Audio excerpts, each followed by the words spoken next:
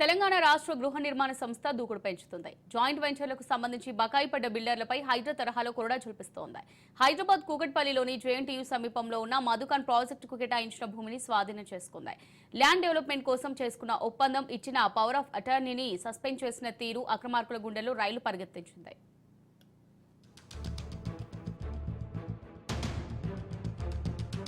మధుకాన్ ప్రాజెక్టుకు కేటాయించిన భూమిని స్వాధీనం చేసుకోవడానికి ముందే యూనివర్సల్ రియల్టర్స్ తో చేసుకున్న జాయింట్ వెంచర్ ఒప్పందాన్ని సస్పెండ్ చేసిన హౌసింగ్ బోర్డు ఇలాంటి మరిన్ని ప్రాజెక్టులపై ఫోకస్ చేసింది. ఇలాంటి ఒప్పందాలపైన చర్యలు తీసుకునేందుకు కసరత్తు చేస్తున్నట్లు తెలుస్తుంది. హైదరాబాద్ సిటీలో మొత్తం 21 ప్రాంతాల్లో ఉన్న స్థలాల్లో ప్రభుత్వ, ప్రైవేటు భాగస్వామ్యంలో నిర్మాణాలు చేపట్టేందుకు ఒప్పందాలు చేసుకుంది. వీటి నుంచి హౌసింగ్ బోర్డు వాటాగా దాదాపు 1660 కోట్ల వరకు రావాలి. ఇప్పటి వరకు 13 ప్రాజెక్టులు పూర్తయ్యాయి.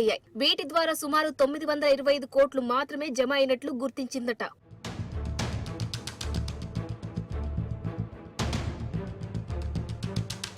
మధుకాన్, యూనివర్సల్ సహా 8 ప్రాజెక్టులపై కాంట్రవర్సీ ఏర్పడింది. ఈ ఒప్పందాలన్నీ 2005 లేదా 2006 సంవత్సరాల మధ్యలో జరిగినట్లు అధికారులు చెబుతున్నారు. హౌసింగ్ బోర్డుకు నామమాత్రంగా వాటా ఇచ్చేలా ఆ ఒప్పందాలు లోపభూయిష్టంగా జరిగాయన్న ఆరోపణలు వినిపిస్తున్నాయి. ఒప్పందం చేసుకున్న నాటి నుంచి 2 ఏళ్లలో నిర్మాణాలు పూర్తి చేసి హౌసింగ్ బోర్డు వాటా సొమ్మును చెల్లించాలన్నది మెయిన్ కండిషన్. కానీ ఇన్నేళ్లైనా కొంతమంది బిల్డర్లు సొమ్ము చెల్లించలేదట.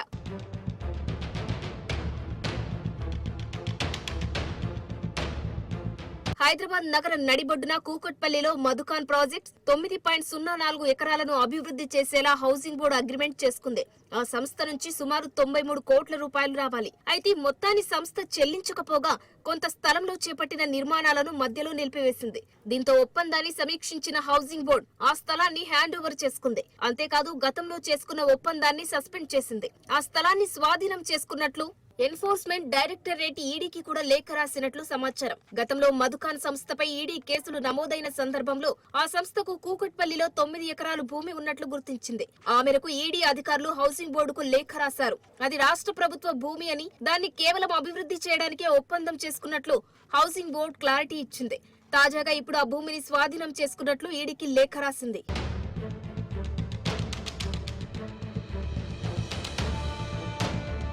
కూకట్పల్లిలో మాదిరిగానే బండ్లగూడలోనే 50 ఎకరాల స్థలం అభివృద్ధి కోసం ఇందు ఈస్టర్న్ ప్రావిన్స్ ప్రాజెక్ట్స్ తో హౌసింగ్ బోర్డు ఒప్పందం చేసుకుంది. ఇందులో విల్లాలు, అపార్ట్మెంట్లు నిర్మించింది. నిర్మాణం పూర్తయినా వాటిని అమ్మేసుకున్న ఆ సంస్థ హౌసింగ్ బోర్డుకు మాత్రం డబ్బులు చెల్లించలేదు.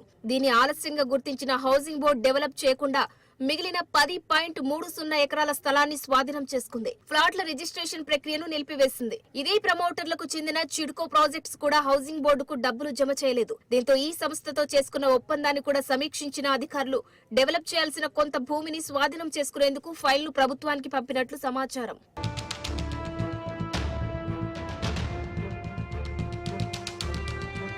మంజీరా కన్స్ట్రక్షన్స్ కు సంబంధించిన 2 స్థలాలపై నేషనల్ కంపెనీ లా ట్రిబ్యునల్లో వ్యాజ్యాలు పెండింగ్ లో ఉన్నాయి. స్వర్ణాంధ్ర ఐజీఎంఐఐ సంస్థకు కేటాయించిన 2 ప్రాజెక్టులో ఒకదానిపై కేసు నడుస్తుంది. ఈ ప్రాజెక్టులకు సంబంధించిన పూర్తి సొమ్మును బిల్డర్లు చెల్లించిన వెంటనే కొనుక్కున్న వారికి రిజిస్ట్రేషన్ ప్రక్రియను పూర్తి చేయాలని హౌసింగ్ బోర్డు నిర్ణయించినట్లు సమాచారం.